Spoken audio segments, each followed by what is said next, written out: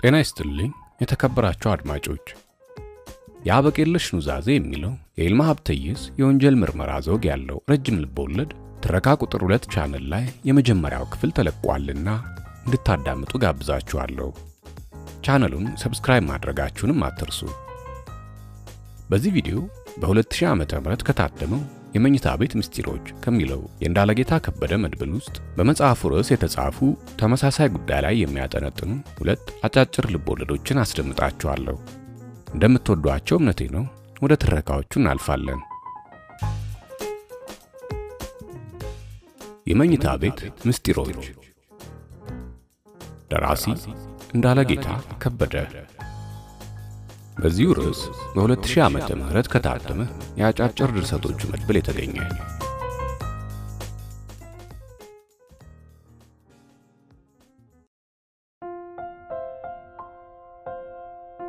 ዱላው።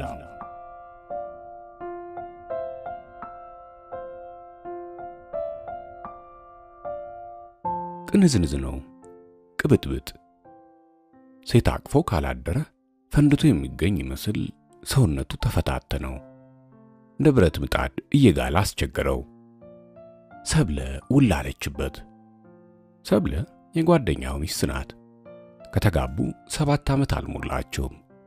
ከሰብለ ጋር ለመተኛት ብዙ ቀናት አልፈጀበትም። አተኩሮ በማየት ብቻ ነው ያሸነፋት። በአይኑ አጠራት። ውብ ገላዋን የሚያሞካሹ ቃላት እየተጠቀመ ለራሷ የነበራትን ፍቅር በእጥፍ አሳደገው። የማታውቀውን የብልግና ዓለም አሳያት እና ያ ቀን ከሷ ጋር መሆን ነበር ያሰኘው። በደስታ ነበር የጠበቀችው። እንደ አጋጣሚ ሆኖ የሴክስ ፊልም እያየች ነበር። ስታየው የቆየችውን ሕይወት እንዲኖሩት ገፋፋት። በምታየው ፊልም ሰውነቷ ፍም ሆኖ ነበር። እናም ሆነ። ግና እጅግ ከመጣደፋቸው የተነሳ ለካስ በሩን አልዘጉትም ኖሯል። እና በዚያ ደስታ ውስጥ ሆነው ሳለ ባለቤቷ መጥቶ እፊታቸው ሲደቀን አቤት የተሰማቸው ድንጋጤ! ገላቸው ቀዘቀዘ። መጀመሪያ በጸጥታ ነው ያያቸው። በከባድ ጸጥታ ተውጡ። ተቃቅፈው ከተኙበት አልጋ ጥቂት እርምጃ ፈንጠር ብሎ ተቀመጠ። አደገኛ አይኖቹን ከአይናቸው ላይ ሳይነቅል ከጥቂት ደቂቃ ዝምታ በኋላ እዚያና እዚህ የተበታተኑ ልብሶቻቸውን ሰብስቦ አፍንጫቸው ላይ ወረወረው። ልበሱ። ለበሱ። ባል ሽጉጡን ከሳጥን ውስጥ አውጥቶ በፍቅር ይዳብሰው ጀመር። የሰብለ ለቅሶ ይሰማዋል። አይዞሽ ብሎ ሊያባብላት ቀርቶ አይኗን ለማየት እንኳን ብርታት ጎድሎታል። ጓደኛው እርግጠኛ ሆነ። ዛሬ የመሞቻ ቀኑ ነው። በከባድ ፍጥነት ካልጋው ላይ ወርዶ ባለቤቷ እግር ስር ተደፋ። ምንድነው? አለው ጓደኛው። ይቅርታ አድርግልኝ፣ አይለምደኝም። እንደ አይነቱን ዝብዝብ ለመስማት አይደለም ሽጉጤን ያወጣሁት። አንገቱን እንደደፋ ዝም አለ። አውቃለሁ። ቀበቶውን ባገኘህበት የምትፈታ ወንድ መሆንክን አውቃለሁ። የምተኛቸውን ሴቶች ቁጥር በማብዛት ለራሴ የምታጨበጭብ ሰው መሆንህንም አውቃለሁ። የማላውቀው ነገር ቢኖር ሚስቴንና የልጆቼን እናት። ባል ጥርሱን ማፋጨት ጀመረ። ሰብለ ቤቱን በለቅሶ ሞላቸው። ዝም በይ። ዝም አላለችም። ሴትዮ ዝም በይ። እኔ በእንባና በለቅሶ ብዛት የሚሸነፍ ልብ የለኝም። ወደሱ ዞረ። የወስላቹን አንገት በሽጉጡ ቀና አደረገው። አንተንም ሚስቴንም በዚህ ሽጉጥ መድፋት ይችል ነበር። በተቃቀፋችሁበት አልጋ ላይ ሬሳችሁን ማጋደም። የእብደት ሳቁን አመጣው። ፍቅር እስከ መቃብር፣ ድንቅም ጓደኝነት፣ ድንቅም ሚስትነት ያለሽ መስሎሻል፣ ተበልተሻል ቀሻል አለ ሰውየው። ዝም ከማለት ውጪ የሚመልሱለት ነገር አልነበራቸውም። ስማ። አቤት። አልገድልም። እሺ፣ አንተንም ሚስቴንም አልገድላችሁ። በነጻ አሰናብታችኋለሁ ማለቴ ግን አይደለም። በተለይ አንድ ነገር እንድታደርግልኝ ፈልጋለሁ። አድርግ የምልህን ነገር ማድረግ የማትፈልግ ከሆነ ግን ዛሬ ከዚህ ቤት ሬሳ ይወጣል። ምን ላድርግ? ተለሳልሶ ሊለምነው ሞከረ። መቼም ወደሷ የመጣው ብቻዋን የምትገኝበትን ሰዓት ስለምታውቅ የወሲብ ፍላጎትን ለማርካት ብለ እንጂ ለሌላ እንዳልሆነ ገምታለሁ። ዝም አለው። እሱ ግን ቀጠለ። ስለዚህ የተገለገልክበትን ከፍለ ከመኝታ ቤት እንድትወጣ ፈልጋለሁ። አልገባኝም። ምኑን ያልገባ ሲል ጠየቀ።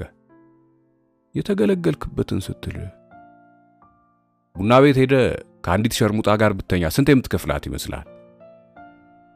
ጸጥ። ሚስት በድንጋጤ ቀጥ። አይኖቹ እንደፈጠጡ ይታወቀዋል። በል እንጂ እጁን ዘረጋለት። ለምንድን ነው እንደዚህ የምታደርገው? ምን እየሰራህ እንደሆነ በጭራሽ አልገባኝ። እንዴት አይገባህም? ስጋዊ ፍላጎትን ለማርካት መጣህ፣ የልብህን አደረስክ እና ከሴተኛ ዳሪ ጋር ብተኛ ኖሮ የምትከፍለውን ከፍለው ጣ ነው የምልህ። አሁንስ ገባህ? እኔ ከቡና ቤት ሴት ጋር ወጥቼ አላውቅም። ዋናው በነፃ ለመሆኑ ነው። በል ይበቃታል ብለህ የምታስበውን ማለትም የቡና ቤት ሴት ብትሆን ኖሮ ትጠይቀኛለች ብለህ የምትገምተውን ብር ስጣትና ወጣ። ጸጥ። ከባድ ዝምታ። በል እንጂ። ኪሱን ፈተሸ። ከድፍን 50 ብር ሌላ አልነበረውም። እሱን አዘጋጀ። 50 ብር? የሚስቴን ዋጋ በ50 ብር? እንዴት ነው ሚስቴን ያረከስካት? ዝም አለ። ሚስቱ ምን እያሰበችውን ብሎ እያሰበ በሕይወቱ ራሱን እንዲህ በተዋረደ አጋጣሚ አግኝቶት አያውቅም። የራሱ ዋጋ ቀለለበት። ጩጩ አሰኘው። ምን ያፈዛል? ስጣት እንጂ። ምኑን? 50 ብሯን ነው ያገልግሎቷን ዋጋ። ሊሰጣት እጁን ሲዘረጋ ጮኸች ሰብለ። ራሷን መቆጣጠር አቅቷት ነበር። ባሏ ግን አስገደዳት። በላበራ ሰው እጇ ተቀበለችው። ባልየው ደግሞ ተቀበላት። እኔ የተሻለ ቦታ አስቀምጥልሻለሁ አላት። ጓደኛውን አሰናበተው። ያ ቀን እሱ ራሱ ባሮጌው ማንነቱ ላይ ተኩስ ከፈተ። ባለጌ ማንነቱን አንቆ ገደለው። አሮጌ ማንነቱን አጥቦ አዲስ ማንነት ጨመረበት። እሱ እንደወጣ ባልየው 50 ብሩን ይዞ ወደ ሳሎን ሄደ። ሳሎን አንድ ጠረጴዛ አለ። 50 ብሩ ላይ መስታወት ጫነበት። ነይ። አጠገቡ ቀረበች። አሁን የምልሽን በጥንቃቄ ስሚኝ እሺ? እሺ። ይህን ብር ከዚህ ቦታ ያነሳሽው ቀን እገድልሻለሁ። ዝም አለች፣ አንገቷን ሰብራ። እስኪ አሁን የሰጠውሽን ትእዛዝ ድገሚው። ይህን ብር ከዚህ ቦታ ያነሳሽው ቀን እገድልሻለሁ ነው አይደል ያልከኝ? አዎ። 50 ብሩ ቦታውን የለቀቀ ወይ የቀየረ ለታ አይማረኝ ብምርሽ። ልጆቿ ስለ ብሩ በጠየቋት ጊዜ ዘመድ ጓደኛ ቤታቸውን በጎበኘ ጊዜ ምንድነው ይላቸዋል። ባልና ሚስቱም መስታወት የተጫነበትን 50 ብር ያዩ። እኔ ምኑን አውቄ? እስኪ ልጆቼን እናጠይቋት ይሆናል የአቶ ባል መልስ። አንድም ቀን ስለፈጸመችው ስህተት ለሰው አላወራባትም። ሰድቦ ለሰዳቢ አሳልፎ አልሰጣትም፣ አልነዘነዛትም። ከጓደኛው ጋር የነበረውን የጓደኝነት ክር በጠሰ። የሚስቱ መሳቀቅ እየበዛ መጣ። ዝምተኛ ሆነች፣ ብቸኛ ሆነች። ከሰውነት ተራ ወጣች፣ መነመነች። የመለወጧ የመቀዝቀዟ ምስጢር ብዙዎቹን ያስደነገጠ ሆነ። አንድ ቀን እኩለ ሌሊት ላይ ከእንቅልፉ ቀሰቀሰችው። ፍታኝ ፍታኝ ፍታኝ ላይ ግደለኝ ግደለኝ ፍታኝ ላይ ግደለኝ። ገብቶታል። ለምን እንደዚህ ልትለው እንደቻለች ያውቃል። ቅጣቱ በቂ እንደሆነ ገባው። ካልጋው ወርዶ ወደ ሳሎን ሄዶ ያንን ብር አነሳው። አንስቶም ኪስ ውስጥ ጨመረው። ሚስቱም ወደ ቀድሞ ሰውነቷ ተመለሰች።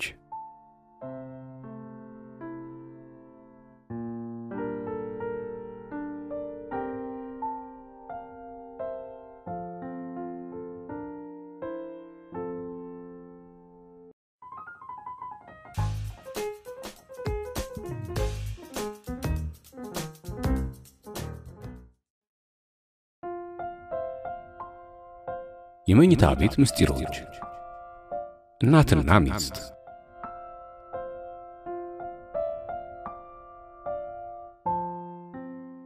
ከወንድ ጋር አግኝቷት አይደለም ራሷ ናት የነገረችው ኃጢአት ፈጽሜያለሁ አለችው ከወንድ ጋር በገላዋና በትዳራቸው ላይ የፈጸመችውን በደል ስትናዘዝለት መጀመሪያ ለምን አጥፍቻት አልጠፋም አለ ቀጥሎ ደግሞ ለምን በሴት ሰበብ ራሴን አጥፍቼ እናቴን ያለ መከታ ከማስቀራት በፈታታ አይሻልም አለ ይህ ከመሆኑ በፊት ግን ጠየቃት እንዴት በኔ ላይ እንድትደርቢያለሽ አንተንም ሆነ ራሴን ለመበደል ብዬ አይደለም አለችው እንባዋን ያዘራች ይቅርታ አብዝታ ለመነችው ምክንያትሽ ምንድነው ለምኑ ምን አጉድዬብሽ ነው ሌላ ወንድ ጋር ያደርሽው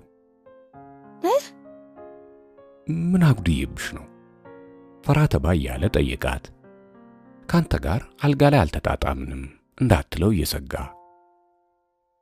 ባታውቀው ይሻናል ለምን ይበልጥ ደነገጠ ከነገርኩ ለዋሽ አልፈልግም እውነቱን ከነገርኩ ደግሞ ትጎዳለህ ንገሪ ልቡ የሆነ ነገር መርጨት ጀመረ እየተንሳፈፈ ያለ መሰለው መቀመጥ ፈለገ የሚሰማውን ስሜት ሊያሳያት ስላልፈለገ ግድግዳውን ተደገፈው ንገሪ ገንዘብ ቸግሮኝ ነው ያ ብር አስፈላጊ ነበር አመመው ስንት ነው የከፈለሽ 20 ብር ሊያጦለውለው ሆነ 20 ብር ታው አለችው በደቀቀ ድምጽ በተሰበረ ልቦና ከማን ጋር ነበር ሰውየው ማን ነው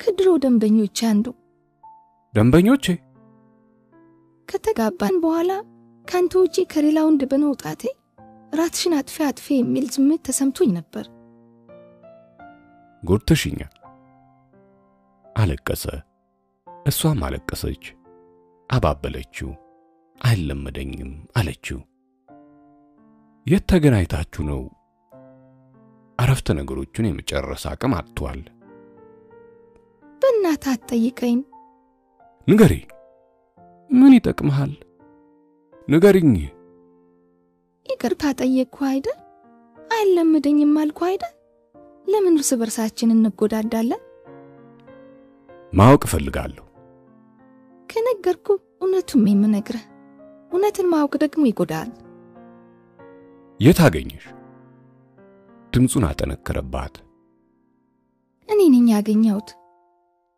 የት ይንዘረዘር ያዘ ጥርሶቹ መንቀጫቀጭ ከንፈሮቹ መንቀጥቀጥ ጀመሩ መይቱ ሄጄ ጭንቅላቱን ከግድግዳው ጋር አጋጨው ደነገጠች ያሳበደችው መሰላት በእናትህ እንዲያቱን በፍቅር አይደል ሳትጠይቀኝ የተናዘዝኩት በእናትህ እንዲያቱን በእናትህ ዞር በይ ጥፊ ከፊቴ ጥፊ ሂጂልኝ የት ሂጂ ወደምትሸረሙጭበት ቆጣ ማለት ጀመረች ሸርሙጣ እንደነበርኩ አሳዋሽ አያስፈልገኝም ይህንን ነበር የፈራሁት እንደነበርሽ አይደለም ነሽ እንጂ ነሽ ሸርሙጣ ነሽ በረዶ ሆነች ይህንን ነበር የፈራሁት የትላንት ህይወትሽን እያነሳ አልተርክሽም ብለህ የገባህልኝን ቃል የሰበርክን አንቺስ ብትሆኚ ምን እያደረግሽ ነው እንዴት ለሀብር ብለሽ ገላሽን ስትሸቀይበት ምንም ያልመሰለሽ ስርዓት ያዘሽ ምንም ያልተሰማሽ አትበለኝ ቢሰማኝ አይደል ለ3 ቀናት ያህል እንቅልፍ አጥቼ አደርኩት ቢሰማኝ አይደል ሳትጠይቀኝ በገዛ ፍቃዴ ተናዘዝኩት ቢሰማኝ አይደል ጅራፍ ራሱ ገርፎ ራሱ ይጮሃል አሉ አሁን ምንሽ ተነክቶ ነው እንዲህ እምብርምብር የምትዩ ምንም ያልተሰማሽ አትበለኝ እኔ ነኝ ምን እንደተሰማኝ የማውቀው ለሀብር ብለሽ አመንዝረሻል። ሀብሩን ምን እንዳደረኩበት ለምን አትጠይቀኝ? እናትህ ታመው ጸበል አድርሱኝ ደብረ ሊባኖስ አሳልሙን ብለው ሲማጸኑ ምኞታቸውን ለመሙላትና አንተም ለማስደሰት ብዬ እንጂ። እንባ ተናነቃት። ድፍረትሽ? እናትህን ለማስደሰት ብዬ ነው ጅልነቴን ያዋረደኝ። እሳቸውን ደብረ ሊባኖስ ለማድረስ በባለሊ ሳያስ በሰራሁት ሥራ ተጸጽቼ ስህተቴን ላንተ መናዘዜ። ሸርሙጣ ነሽ ነኝ። የድፍረትሽ ብዛት ጣትሽን ወደ እናቴ መቀሰርሽ። እንኳን ምን ታመጣለህ? ሸርሙጣ ነኝ። በሀብር ገላይር የምሸጥ ሰው ነኝ። ለምሰራው ስህተት እናትን ተጠያቂ የማደርግ ነኝ። ሁሉንም ላይ እስካሁን ያልከው አሁንም የምትለውን ወደፊትም ልትለኝ የምትችለውን ሁሉ ነኝ አለችው ጥርሷን ነክሳ። ፊት ለፊት ተፋጠጡ። ጸጥ። ከማይዋጣኝ እውነት ጋር ለመፋጠጥ መሞከሬን የኔ ስህተት አለችው። ሸርሙጣ ነኝ። ከማታሸንፈው እንባዋ ጋር መታገል ጀመረች። ሁለተኛ የእናቴን ስም አትጥሪ። የኃጢአትሽ ተባባሪ አድርገሽ አትክሰሻት። መች ከሰስኳቸው? መች ወቀስኳቸው? ወጣ ተመልሶ ገባ። ወጣ ተመልሶ ገባ። ኮቱን ለብሶ ወጣ። አልተመለሰም። ይሄ ሁሉ ሲሆን እሷ ቆማ ነበር። የሆነው ነገር ሁሉ ረበሻት። የካበችው ሲናድ ታወቃት። ስቅስቅ ብላ አለቀሰች። 2 ዓመት። በ2 ዓመት የትዳር ቆይታ ውስጥ ክፉ ተመላልሶ አያውቁም ነበር። ከ3 ቀናት በፊት አንድ ስህተት ተፈጸመ። አለመናገር ከበዳት። ነገረችው። ከ2-3 አረፍተ ነገሮች በኋላ አሁን የሆነው ነገር ሆነ። ተሳስቻለሁ አለች። ዝሙት ባልፈጽም ጥሩ ነበር።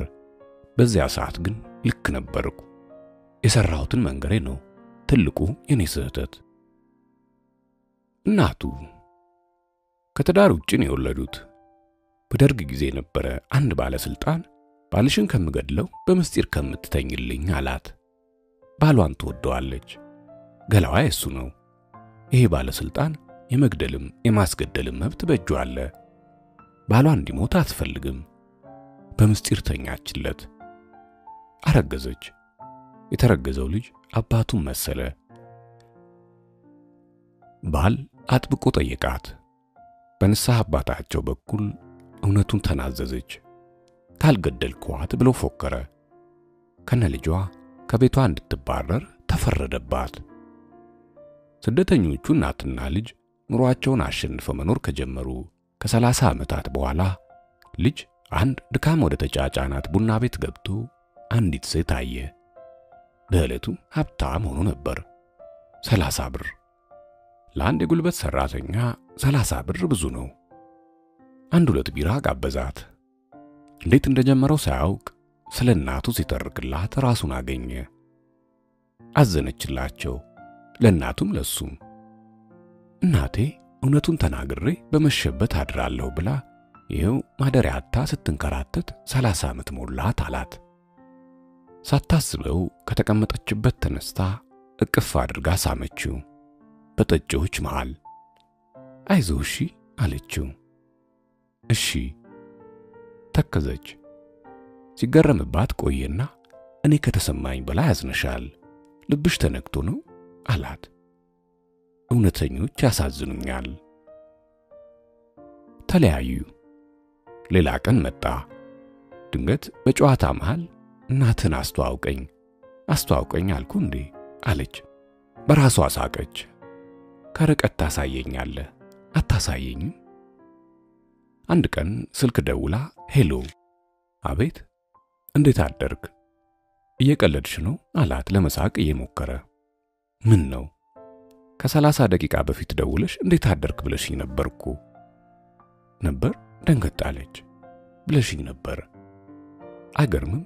ልደውል መፈለጌን እንጂ እንደደወልኩልህ ረስቼ ነበር። እየወደድኩ ነው መሰለኝ። ቶሎ ቶሎ አግኘው ይለኛል። በሁለቱ መካከል አዲስ ምዕራፍ ተጀመረ። ተፈቃቀዱ። የቡና ቤት ሕይወቷን እርግፍ አድርጋ ተወችው። ጋብቻቸውም በእሱ እናት ዘንድ ሞገስ ያገኘ ሆነ። 2 ዓመት። ዛሬ ነው አዲስ የተለየ ምዕራፍ የተከፈተው። ይሄ መንገድ ወዴት እንደሚያደርሳት አታውቅም። ረበሻት። የት ሄዶብኝ ይሆን? የሱም ሕሊና ተረብሾ ነበር። ባዶነት፣ ከንቱነት፣ ዝብርቅርቅ ያለ ስሜት፣ አጥፍቶ የመጥፋት። 3 ወር ሙሉ ቤት ሳይገባ በየጎዳናው ሲንከራተት፣ በየጓዳ ጎድጓዳው ሲንጎዳጎድ ሲባትል ቆየ። ለምን አልበቀላትም አለ። እንዳነደደችኝ አነዳታለሁ ብሎ አሰበ። ሊቀጣት፣ መዘባበቻ ሊያደርጋት ወሰነ። አንዲት የሚያውቃት ሴት ነበረች። ልጅቱ ከወንድ ጋር ተኝታ ሳለ እጮኛዋ ደረሰባት አሉ። እጮኛዋ የሆነውን ነገር መኝታ ቤት ገብቶ አይቶ ሲደነግጥ አዩት። አልጋው ፊት ለፊት ወንበር አለ። ሄዶ ተቀመጠ። ልብሳቸውን ሲያጠልቁ በድንጋጤ አመዳቸው ቡን ሲል፣ እሱ ግን በርካታ መክፈቻ ቁልፎች በእጁ ይዞ ነበር። ከቀኝ እጁ ወደ ግራ እጁ ያቀባበለ ያንን ዝምታ ይሰብረው ጀመር። ቃል አልተነፈሰም። ከልጅቱ ጋር የተያዘው ወንድ ተደናግጦ ወጣ። ከመደንገጡ ብዛት ፓንት ብቻ ማድረጉን ሁሉ ረስቶት ነበር። እሷ ግን አለቀሰች። እግሩ ስር ተደፍታ አለቀሰች። እሱ ግን በወጣ በገባ ቁጥር የገዛ ቁልፉን ከማቅጨልጨል ውጪ አንዳችም ያደረገው ነገር አልነበረም።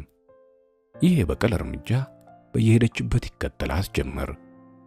ቁልፍ ባየች ቁጥር፣ የቁልፍ ድምጽ በሰማች ቁጥር መበርገግ ሆነ ስራዋ። ወንዱ ከሷ ጋር የነበረውን ሕይወት አልሰረዘም። እሷ ግን በቃኝ ብላ ወጣች። ከተበቀሉ አይቀር እንዲህ ነው አለ ወደ ቤቱ እየተመለሰ።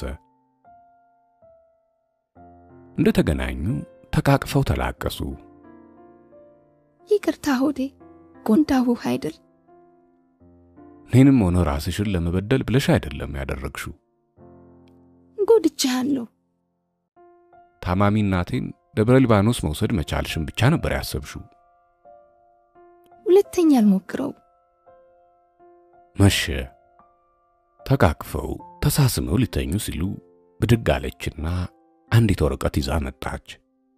ሰጠችው። ምንድነው? ተመረመሩ። መቼ? የተጣላኸኝ ቀን። ተጠራጥረሽ ነበር? በጭራሽ። እና በኮንዶም ነበር የተኛውለት። ቢሆንም ደግ አደረግሽ አላት። ጭራ አላልኩብህ ብለሽብኛል። ምን አዲስ ነገር አየህብኝ? ተጸጽተሻል። ሌላስ የጎደለ ነገር አላየህብኝ? አንገቷን ወዘወዘችለት። አልገባውም። የጆሮ ጌጥሽ የተደ አትለኝ? ተሰርቀሽ ነው? የተጋቡ ቀን የሰጣት ስጦታ። የጆሮ ጌጤና ሲጀን የተበደርኩት። ነዋያተሽ ነው? ለምን ልመረመርበት ብዬ እንጂ ወዴ የለ በሕይወት እንድትቆይልኝ ይፈልጋለሁ። ቴንክ ዩ። ደስ የሚል ማታ ሆነላት። ነጋ። ጠዋት እንቅልፍ ጥሏት ነበር። ቀሰቀሳት። እጁን ወደ ኪሱ ሰዶ 20 ብር አውጥቶ ሰጣት። ምንድነው? የቤት ወጪ አለችው ከትራሷ ቀና ብላ። የቤት ወጪ አይደለም። እና ከእንግዲህ በነፃ አልተኛሽም። ብድግ አለች። ምን? ለእስከዛሬ ይቅርታ፣ ከእንግዲህ በኋላ ግን በነፃ አልተኛሽም። አማተበችበት። ምን እያድከኝ ነው? ከእንግዲህ በተኛዎች ቁጥር 20 ብር ከፍልሻለሁ። ከፍልሻለሁ? ከምላሴ ጸጉር ይነቀል። ቃሌን አላጥፍም። ከፈለግሽ በእናቴ ስም ቃል ገባልሻለሁ። የሷ ባልሆነ ድምጽ ሚስትህ እኮ ነኝ አለችው። ብትሆኝስ? ለቤት ወጪ የሚሆን ብር መስጠቴን እቀጥላለሁ። ይሄ 20 ብር ግን ለቤት ጉዳይ እንዳታዩ፣ ልትኳኳይበትና ልትጋጋጭበት እንጂ ከሌላ ጋር እንዳይደባለቅ። ቀጭን ትዕዛዝ ሰጣት። ለአንድ አዳር 20 ብር ሸርሙጣ ስለሆንኩ ነው አይደል አለችው የመረረ ሳቅ ስቃ። አሁንም አይደለም ብለሽ ነው የምታሚው? ወጣ፣ ስራ ሄደ፣ ማታ ተመለሰ። መረበሿ አድጓል። ተረጋግታ አልጠበቀችውም። ታማተኛች። ደስ አለው። ራሷን መቆጣጠር እስኪያቅታት ድረስ መልመድ አቃታት። ቀስ በቀስ ግን ኑሯቸው እንደነበረ ቀጠለ። እንደ ድሮ መሳሳቅ፣ እንደ ድሮ መቀላለድ፣ ሁሉም ነገር እንደነበረ ሆነ። የነበረ አዲስ ነገር ቢኖር በሳምንት 2 ወይ 3 ጊዜ ተኛታል። በተኛት ቁጥር ይከፍላታል። ኑሯቸው ግን እንደነበረ ነው። ወጪዎቹ ከመብዛታቸው የተነሳ የገቢ ማግኛ መንገዶችን በማብዛት የእንቅልፍ ሰዓቱን ያሳንስ ጀመር። በሷ ላይ ግን ለውጥ ፈልጎ ነበር። የሚሰጣት ገንዘብ አንጎል ሲያደርጋት፣ ሲያሳብዳት፣ ከሰውነት ተራ ሲያስወጣትና ሲያስቀዣብራት ይህን ነበር ለማየት የናፈቀው። እሷ ላይ ግን ለውጥ አልነበረም። ይህ ስጋ ከየት መጥቶ ነው? አንድ ቀን ከጎመን ጋር የተቀቀለ ስጋ ለራት ሲቀርብለት ገዝቼ ነው። ድሮስ ከየት ላመጣ ነው? በጥያቄው ግራ የተጋባች መሰለች። ገንዘብ ከየት አመጣሽ? አንተ የምትሰጠኝ የቤት ወጪ የት ሄዶ? ዝም። የዚያን ከዚህ የቀላቀልሽ አይደለም አይደል? አታድርጊው ብለህ አዘኸኝ የለ? እናቴ ትሙት በይኝ እስኪ። እኔ ዋሻለሁ? በዋሽስ አንተን ዋሻለሁ? አዲስ ነገር አላየሁብሽም። ቅባት ወይም ጌጣጌጥ ወይም አዲስ ልብስ በቅርቡ አልገዛሽም። ለምንድን ነው እንዴ? አሁን መግዛት፣ መዋብ፣ መሽከርከርና ወንዶችን በሚያማልል አለባበስ መሽሙንሙን ያላማረኝ እንደሆነስ? መቼ ነው እንደዚህ የሚያሰኝሽ? ሲደርስ ታዋን። በልቡ ሸርሙጣ ብሎ ሰደባት። ድመት መንኩሳ አመሏን አትረሳ።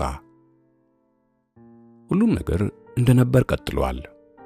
ባልም ለአንድ አዳር በተኛት ቁጥር 20 ብር መክፈሉን፣ ሚስትም ቆጥራ መቀበሏን። በሰጣት ቁጥር ይበሳጫል። ምን አይነት ድንጋይ ብትሆን ነው ድርጊት የማያሳብዳት? ጸጸት የሚሉት ነገር አልፈጠረባትም ወይስ? ግራ ይገባዋል። ቀኑን ሙሉ ሲያስበው ይውላል። 2 ወር ሆነው። አንድ ቀን እንደተለመደው ተኝቷት ሲነሳ 20 ብር ሰጣት። አንዷ ብር ቆራጣ ነች። ለብዙ ጊዜያት ኪስ ውስጥ ስትንከራተት ቆይታለች። የሚቀበላት አጣ። ቀሪውን ሌላ ቀን እከፍልሻለሁ ማለት ድህነቱን በይፋ ማወጅ መሰለው። ስለዚህ ቆራጣውን ብር ልብ ብሎ ያላየ መስሎ ሰጣት። ሁልጊዜ እንደምታደርገው ተቀብላ ሁለቱን የ10 ብር ኖቶች ወደ ተኛችበት ፍራሽ ስር። ይህ በሆነ በሁለተኛው ቀን ደብረ ሊባኖስ ሄደ እናቱን ለማየት። ባለቤትህስ? አሉት በስስትና በናፍቆት። ደህና ናት። እንዲያው ሰወዳት። እንዴት ነሽ አንቺ? ማርያም ጥላዋን ብታጠላብኝ አይደል በሷ በኩል ጠባቂ ጧሪ ላከችልኝ። ለእናትህ እንዲህ የምትጨነቅላት ለአንተስ እንዴት ትሆንልህ? በሚስቱ ዙሪያ የውይይት መድረክ መከፈቱን አልፈለገውም። እንዴት ነሽ አንቺ? አንተ ኖርልኝ፣ ሚስትህ ትኖርልኝ እንጂ እኔማ ምን ሆናለሁ? አያምሽም አይደል? ምን ጎሎብኝ? ይህን 2 ወር ምን ጎሎብኝ? ሚስትህ አይደለች እንዴ ለእናቴ ላኪልኝ ብለህ በሳምንት 2 ቀን 20 ብር ስትሰጣት እሷ ደግሞ በሹፌሮች በኩል የምትልክልኝ? ሰሞኑን ከላክልኝ አንዱ 10 ብር ግን ቁጥሩ ተቆርጧል እያሉ ማን ይቀበለኝ? ባንክ ቤት ይለውጣሉ አሉ። ታስለውጥልኛለህ? መቀነታቸውን ፈተው ብሩን ሰጡት። ደነገጠ። ጨለመበት። ጭልም። ምን ሆንክ ልጄ?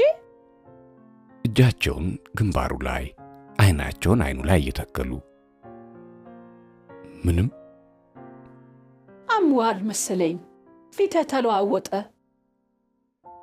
ተሰምቶኝ ነው አለ አንገቱን ሰብሮ። የሰጡትን ቆራጣ 10 ብር ጭርምትምት እያደረገ ቦጫጭቆም እየቀደደ ተሰምቶኝ ነው።